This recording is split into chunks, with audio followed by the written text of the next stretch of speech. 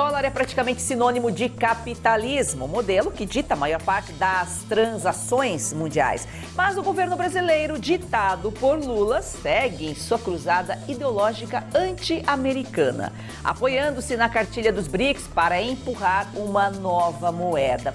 Uma situação infame que vamos conversar hoje essencialmente sobre economia e como tudo isso pode refletir não só no Brasil, como no mundo. Vivemos novos tempos. Assista agora A Força do Agro com Joyce Maffezoni. Dr. César Redel, mestre em Relações Internacionais e doutor em Filosofia. Doutor, é um prazer recebê-lo aqui em A Força do Agro. Olá, Joyce. É um grande prazer estar aqui na Força do Agro, principalmente neste canal da Revista Oeste, que ainda é um bastião da liberdade no Brasil. Espero que a gente possa ter uma boa conversa aí sobre esses temas espinhosos da geopolítica mundial. Presidente Lula fez o que outros líderes de países não fizeram, assumiu o papel de porta-voz da narrativa anti-dólar dentro dos BRICS. Doutor, por que assumir a posição de defensor ideológico se outros líderes do bloco evitam o tema? Olha, eu acredito que, em primeiro momento, os outros líderes têm mais inteligência que o Lula, né? Vamos considerar que agora em 2026 assume a presidência rotativa do BRICS o Narendra Modi, né, da Índia. Ele nem toca nesse assunto de substituição do dólar. O Xi Jinping fica em silêncio, né, dentro daquela concepção de uma filosofia confuciana, assim, digamos, né? E o Putin já tem muitos problemas para resolver, né? Então sobrou justamente ao Lula carregar essa narrativa numa cúpula que nós tivemos no Brasil completamente esvaziada, sem a presença do Xi Jinping, sem a presença do Putin, que tem o mandato do Tribunal Penal Internacional, do qual o Brasil é signatário, então ele seria preso, muito provavelmente. E aí o Luiz Inácio Lula da Silva, achando que estava ali no papel da maior liderança mundial, resolve fazer um discurso completamente desastroso, né, em termos internacionais, onde ele suscita ali a questão da substituição do dólar, fala do imperialismo americano, né, que Trump seria um imperador, digamos assim, colocando, né, um ingrediente que prejudicou, de certa forma, significativamente, o cenário brasileiro. Quanto mais o Lula aí, que é uma pessoa desinteligente, fala, piora aí a situação para todos nós brasileiros. Doutor, né, o interesse político acima dos interesses comerciais e diplomáticos do próprio país. Um governante, um chefe de Estado, ele tem que pensar no povo, num todo, e não na sua ideologia, nos seus interesses ideológicos. E é o que a gente está vivendo aqui no Brasil hoje, né? O que nós temos, Joyce, é o seguinte: nós temos um chanceler de fato e um chanceler de direito. O chanceler de fato é o Celso Amorim, né, que tem uma cosmovisão assim, de política externa muito precária, ainda da década de 90, que enxerga o mundo dividido pela linha do Equador, né, digamos assim, pelos países ricos do norte, que colonizam os países pobres do sul, e etc, etc. E o Celso Amorim, né, e juntamente com Lula, eles acreditaram numa história da carochinha, Joyce, que é a seguinte: que poderia se estabelecer uma nova ordem mundial baseada nos países dos BRICS, ou seja, das autocracias, das ditaduras. E isso, para que isso ocorresse, deveria ter a substituição do dólar como moeda fiduciária flutuante, né? Então, essa é a grande questão, né? Então, Celso Amorim acredita que em um mundo desta forma, né, numa nova ordem mundial regida por ditaduras, o Brasil teria um espaço de liderança, né? Mas isso é mais um sonho infantil e uma visão ideológica do que propriamente dita uma concepção pragmática de uma política externa que deveria ter um posicionamento completamente distinto em relação aos fatos que a gente observa no momento. O Augusto Nunes descreve muito bem o Celso Amorim como pinta-silva de Lula, num dos seus artigos aí, cheio de humor, daqui da revista Oeste. Se você tiver interesse, procura lá na busca, no site da revista Oeste, para dar umas risadas aí com um texto muito bem escrito de Augusto Nunes. 90% das transações são feitas em dólar americano, então não seria viável, né, essa nova ordem, digamos, econômica mundial sem o dólar. É difícil pensar, né, doutor? Não dá para imaginar. Isso aí é impossível, é impraticável, né? Isso nem no médio prazo, nem no longo prazo, né? Por exemplo, você vai substituir por qual moeda, né? Pelos rublos da Rússia, por uma moeda dos BRICS, né? Como andava circulando aí como uma espécie de um meme na internet. Não há essa possibilidade. Desde que o sistema financeiro internacional foi composto a partir das bases de Bretton Woods, em 1944, mais especificamente ali depois da Segunda Guerra Mundial, onde se estabeleceu que a moeda fiduciária de troca internacional seria o dólar, e ele continua sendo, né? O que surgiu em dados momentos no encontro dos BRICS, que eu considero o BRICS como o Foro de São Paulo 2.0, porque é um Foro de São Paulo, digamos assim, muito mais sofisticado, com mais dinheiro, até possui um banco, né? Então, surge a partir da discussão deste bloco a questão de meios de pagamento, né? Meios de pagamento em moedas que não seriam um dólar. E isso foi aumentando a narrativa e veio para a questão da substituição do dólar. E o Lula, justamente nesse compasso completamente ideológico, né, de tentar ser um líder, né, nessa cúpula completamente esvaziada que nós tivemos aqui no Brasil, dos BRICS, ele tenta tomar esse papel de liderança justamente no momento em que Trump está enviando cartas com tarifas a serem aplicadas aos produtos, né? Isso em termos mundiais. Então, é um desacerto descomunal, né? E Celso Amorim e Lula estão colocando a política externa num cenário de completo desprestígio, humilhação. Nós nunca tivemos isso, se a gente lembrar, né, Joyce, dos grandes diplomatas brasileiros que nós tivemos, nosso patrono, fundador da diplomacia, Barão do Rio Branco, né? Oswaldo de Meira Pena, que tinha uma concepção mais liberal, José de Maria Pena, e que tinha uma visão mais liberal, e também o próprio Oswaldo Aranha, que negociou a questão do Estado de Israel. E é interessante que quando no início do governo, né, a turma nova do Itamaraty, dos diplomatas, eles receberam o Sergei Lavrov, que justamente no exato momento em que aconteceu uma guerra ilegal da Rússia contra a Ucrânia, né, um país soberano estava sendo invadido, e essa turma de diplomatas aplaudiu o Sergei Lavrov, chanceler russo, de pé. Então, Joyce, imagine no futuro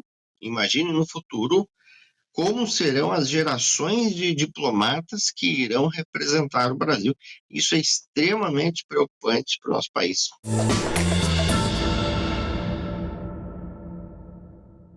Nem todo mundo tem familiaridade com o digital, mas todo brasileiro tem direito de saber o que está acontecendo de verdade.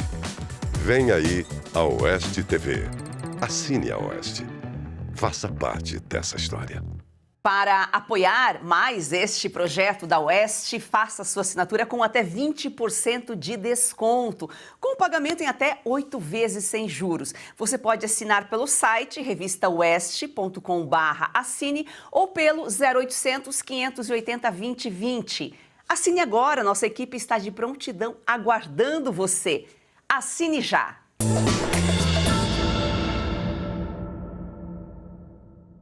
E o tarifaço, doutor, já é uma resposta direta ao posicionamento do Lula, né? Das falas absurdas dele.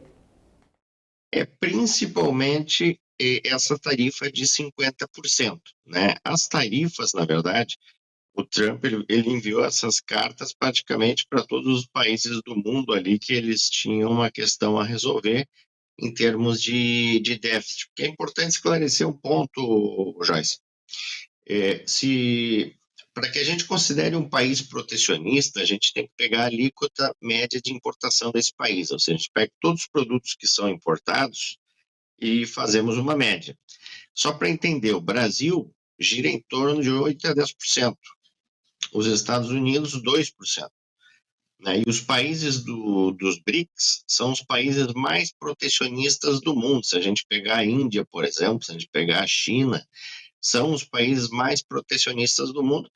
Os Estados Unidos, historicamente, têm um déficit comercial gigantesco e a política comercial que os Estados Unidos tenta nesse momento é a desvalorização relativa do dólar para que as exportações americanas sejam mais competitivas e um processo de reindustrialização que ele está conseguindo na medida em que está trazendo investimentos, por exemplo, na área de semicondutores, na área de montadoras japonesas. Ele fez um acordo com a União Europeia que praticamente colocou a Europa no colo, né? A Europa vai ter que investir 600 bilhões de dólares nos Estados Unidos, vai ter que comprar 750 bilhões de dólares em gás dos Estados Unidos e não mais da Rússia, e ele diminuiu a tarifa de 30% para 15%.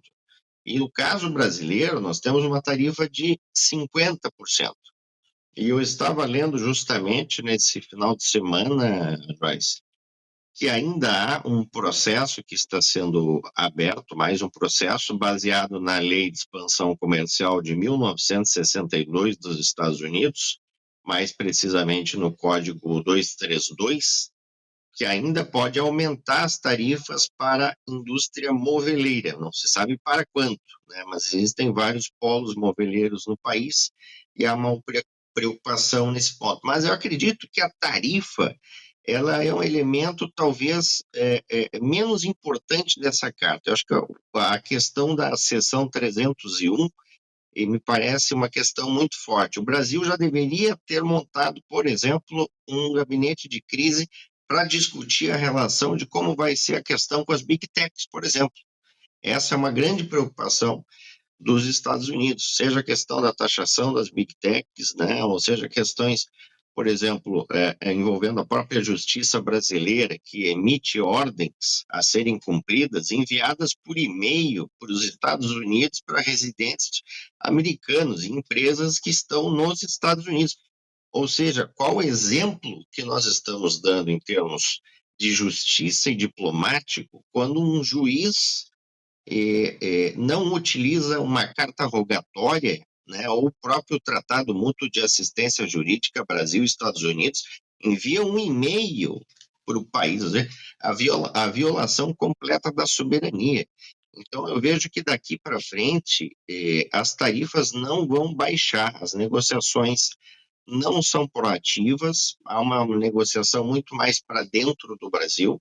O que deveria estar se fazendo nesse momento justamente é o que a gente chama de advocacy, é chegar nas cadeias produtivas americanas, né? Essas que nós temos aqui com taxa de 50%, chegar lá, apresentar o impacto econômico, levar esse impacto econômico para os deputados distritais representantes dessas cadeias produtivas, para que eles possam levar isso para Washington, para que a medida, para que a tarifa possa ser reduzida. Mas eu sou muito pessimista enquanto redução de tarifas, se não pela conjuntura que nós estamos passando agora, novas investigações que estão ocorrendo, movimentações no Caribe que estão acontecendo nesse momento em relação à questão do Nicolás Maduro, tudo leva a crer que o Brasil, que o Lula está venezuelizando o Brasil.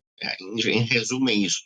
Ele não está preocupado com a economia, ele não está preocupado com a quebradeira que terá com a economia, com essas questões tarifárias, senão ele está primeiro buscando um álibi ali para dizer que a culpa é do Bolsonaro, se a economia entrar numa situação ruim, né? E segundo, ele está fazendo tudo que ele gosta, que é venezuelizar o Brasil, né? Essa coisa de transformar o Brasil, né, uma espécie de uma ditadura, até porque esses dias ele fez um discurso que ele discordava lá, que não precisava mais de reeleições, que os presidentes poderiam seguir por quanto tempo fosse necessário. Então, tudo isso é muito preocupante para o momento que nós vivemos, Joyce.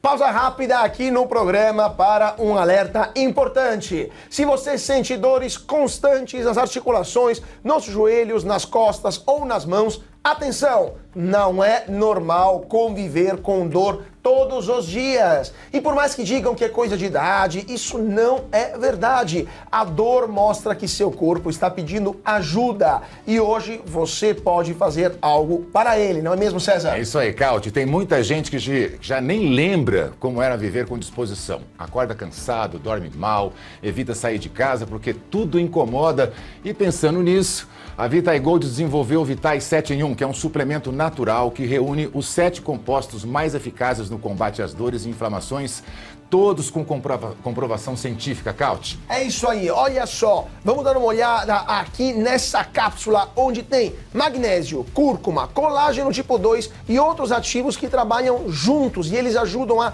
desinflamar, a proteger as articulações e reconstruir as cartilagens. Uma fórmula pensada para quem quer mais mobilidade, mais conforto e mais qualidade de vida. E você sabe como é, né? Quando a dor começa a diminuir, o corpo responde, a disposição volta, o sono melhora, a energia aparece. Não é milagre, é ciência, é constância, é cuidado com você. Ligue agora para 0800 291 2200, vou repetir, 0800 291 2200, 100 primeiros que ligarem garante 70% de desconto, frete grátis para todo o Brasil e parcelamento em até 12 vezes sem juros, Cauti. E ainda tem um presente, ligando agora você leva um relógio inteligente de brinde, isso mesmo, um relógio com monitoramento de saúde, batimentos cardíacos, qualidade do sono e outras funções para acompanhar o seu bem-estar no seu dia a dia.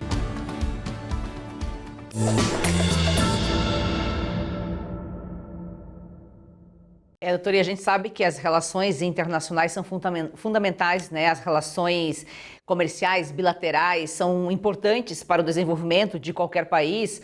Agora o governo vai comprar os produtos, né? Pelo menos frutas, algumas coisas aí que incluíram nessa ação, nessa medida emergencial. Ou produtos que deixaram de ser exportados serão comprados, mas também já avisou que vai comprar por um preço bem mais abaixo, e quem acaba se prejudicando aí é o produtor, porque esse produto ele teve um investimento lá atrás para poder vender agora, ele não vende lá fora, ele vai vender aqui bem mais barato, porque o Brasil não tem condições de pagar o preço que paga lá fora, e essa política, né, essa venezuelização, como o doutor colocou aqui, do Lula transformando o país, acaba prejudicando, né, o andamento, o desenvolvimento do país. Não, com certeza, Joyce, prejudica muito, né? É um processo em que ele faz esses discursos completamente desconexos, né? Ele dobra a aposta, fica fazendo brincadeiras.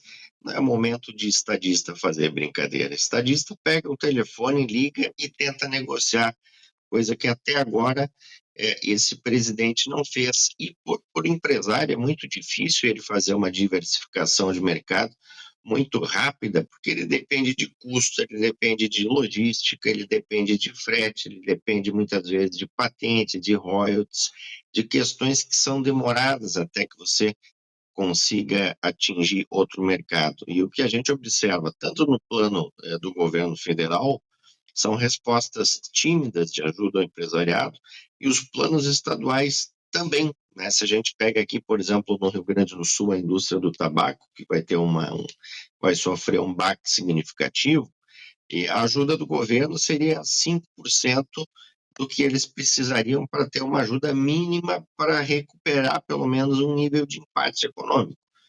Então, isso realmente traz uma preocupação. Esse plano do governo, né, ele não é efetivo, não há um canal de diálogo do governo com os Estados Unidos, não há isso, né, infelizmente hoje. né? Houve uma conversa, me parece, do Mauro Vieira, mas não foi uma conversa boa, né? A questão política, ela está começando a emergir com força no Brasil, não só pelo aspecto econômico, mas pelas próprias condições que nós observamos dentro do Brasil, né? Isso chama atenção dos países de fora. A gente tem o risco de fuga de investimentos, do desinteresse pelo Brasil, a instabilidade jurídica, né? Só se pegarmos essa questão das big techs, há uma insegurança, não há qualquer tipo de segurança jurídica no Brasil, né? Para que essas empresas possam operar, inclusive elas podem até sair do Brasil, se for o caso, né, se ficar esse empate. Eles não estabeleceram um gabinete de crise para tratar dessa seção 301 do Tratado de Comércio de 74. Deveria ser a primeira coisa. E outra coisa, Joyce, todo mundo já sabia que nós teríamos uma guerra tarifária no mundo, a partir das conversas lá na campanha de Trump e quando ele assumiu. Então, o plano A, o plano B e o plano C de uma resposta para o possível aumento tarifário, eles já deveriam estar na mesa. Eles esperaram a carta chegar para poder se manifestar, para poder fazer reuniões internas e não fazer esse advocacy externo, que seria muito mais efetivo. Então, isso atrapalhou muito mais do que ajudou. Momento de diálogo, de conversa, de sentar, de resolver, não ficar atacando com piadinhas. Doutor, e essa situação aí, hoje o foco são os Estados Unidos, segundo maior parceiro comercial do Brasil, mas como o doutor colocou aqui, outros países serão os próximos, né, a investir no Brasil, a sentir essa insegurança jurídica, inclusive os próprios BRICS, né? O Lula até chegou a ligar aí para alguns presidentes, para mostrar que ele não estava sozinho, mas não passou de mais uma encenação, né, do petista. É porque eu vejo assim, esse cenário de insegurança jurídica, ele vai se estabelecendo. Por exemplo, nós tivemos a aplicação da lei Magnitsky no juiz do STF, né, do Supremo Tribunal Federal. Já há uma discussão do que poderia se fazer, por exemplo, com os bancos em relação a driblar essa lei Magnitsky, que não é uma lei que é aplicada na soberania brasileira, ela é uma lei que ela está dentro das empresas americanas que prestam serviços para possivelmente aquelas empresas, aquelas pessoas que foram, né, digamos assim, aplicadas com a lei Magnitsky, né? Então, só esse tipo de conchavo entre banco, entre instituições jurídicas, entre organismos do governo, só isso já gera uma insegurança jurídica para investimentos. Quem é que vai ter interesse em investir no Brasil daqui a pouco, se você tem um sistema bancário que é volátil e que vai atender a algum determinado capricho de alguma organização, seja do executivo ou seja do judiciário? Então, é muito difícil esse cenário de insegurança jurídica. Soma-se a esse processo de venezuelização que o Lula claramente está fazendo a partir dos seus discursos, de suas ações, no momento em que nós estamos aqui agora, os Estados Unidos descendo para o Caribe, né, no sentido da questão do tráfico de drogas, das facções criminosas. Maduro é o líder do cartel de Los Soles, né? E o Brasil está logo abaixo, né? Com várias facções criminosas que hoje detêm mais de 50 aeroportos para fazer, enfim, fazer o tráfico de drogas. Eles, inclusive, veja só, Joyce, a que ponto chegamos? Existem facções criminosas que digamos assim, comandam, né, rios no Brasil, partes de fronteira e etc. Então, será que isso não pode chegar para cá também, na medida que há uma escalada, né, nesse processo, esse processo, digamos, do Brasil né, do Lula tornar o Brasil uma Venezuela? Então, essa é uma pergunta, e é tudo uma comédia, né? Uma comédia. Eu ria tanto, Joyce, daquele momento em que o Maduro estava dentro, me parece, de um bunker, e chegava lá um general que é embaixador na Colômbia, o general, até ouvi um comentário na Oeste ali de um comentarista dizendo, um general pansudinho chegando, e o Maduro lá dentro do bunker, como se ele realmente tivesse na cabeça dele que ele vai conseguir combater, digamos assim, eventualmente os destroyers americanos. Olha, só um destroyer americano já é o exército inteiro do Maduro, que ele fez uma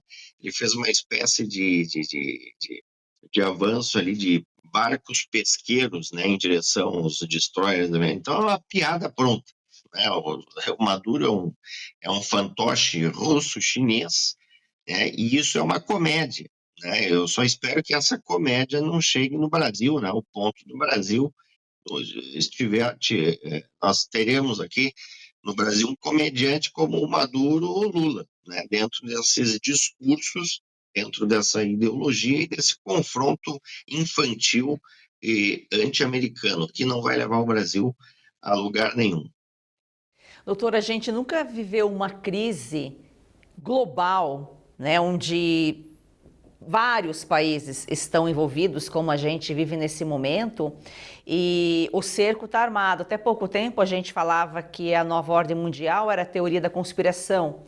A gente vê hoje, e o senhor é especialista em relações internacionais, pode falar muito bem sobre isso, o que está acontecendo é a nova ordem se estabelecendo. O Lula sempre foi um fantoche de empresários, de outras pessoas aí interessadas em fazer dele um fantoche para poder tomar conta das massas de manobra. E hoje pessoas como ele, como o Maduro, são os fantoches desses organismos que estão se fechando, o cerco está armado e Lula, Maduro são usados para dividir a população, porque a população dividida é tudo o que essas grandes autoridades aí que querem se unir, que querem dominar o mundo, que querem fazer do mundo uma ditadura, precisam desses fantoches, desses comediantes, desses piadistas, né? Exatamente. Por exemplo, você pega a Venezuela. A Venezuela basicamente é um protetorado chinês. A Argentina estava se tornando um protetorado chinês também, com bases militares, uma série de investimentos de infraestrutura e etc. Mas o Milei conseguiu fazer o processo de reversão, né? E há outros países no mundo que também são, digamos assim, praticamente protetorados chineses, né? Inclusive, a China tem uma base em Djibouti, na África, né? Ela está fazendo esse processo de projeção, porque a China, na verdade, Joyce, ela aplicou o que a gente chama de debt trap diplomacy, que é uma diplomacia do engano ou do débito, né? Onde você, por exemplo, pegar o caso aqui de Sri Lanka, né? Você empresta dinheiro para o governo de Sri Lanka, sabendo da insolvência e de que ele não vai pagar, e ele diz o seguinte: não, então você me dá um contrato de arrendamento de 100 anos do seu porto, do seu aeroporto, de infraestruturas estratégicas, e foi isso que a China fez durante todo esse tempo. Mas agora o Trump, me parece que ele está fazendo esse movimento, né, no Caribe, no sentido também de demonstrar o seguinte: olha, a influência chinesa não vai chegar como ela estava chegando até então aqui por essas regiões. Então há um recado simbólico também que está sendo dado nesse processo, na medida em que essas embarcações chegam. Acho que 4 embarcações já chegaram, um submarino nuclear, e até poderia ter o F-35 também, que é um dos caças mais avançados do mundo, e estamos falando de mais ou menos 4.000 soldados, se eu não me engano, americanos. Né? Então não é um número pequeno. Né? Então, se realmente o Maduro acha que ele vai combater isso com barcos pesqueiros, né, trata-se puramente de uma comédia. Ou a população se une, ou o tempo lá de pão e circo está cada vez mais próximo. Aqueles tempos lá do Coliseu, onde a população gritava, berrava, vibrava lá com aqueles homens fortes, né? Aqueles gladiadores, um batendo, um matando o outro. Doutor, muito obrigada pela sua participação aqui. Volte sempre, esse é um assunto super interessante e a população tem que aprender, tem que conhecer, tem que falar cada vez mais sobre geopolítica. Obrigado, Joyce, pelo convite aqui para participar na Força do Agro, um programa muito importante aí para a Revista Oeste. Um abraço a todos os telespectadores e também ouvintes, né, já que é retransmitida para rádios também a questão da Oeste, né? É isso aí, gratidão a você. Fique com a gente aqui de segunda a sexta-feira, acompanhando a Força do Agro, porque o agro está em tudo, é geopolítica, é política, não é só agricultura, não é só pecuária, tudo é agro. A Força do Agro, o melhor do Brasil começa no campo, a gente se vê amanhã.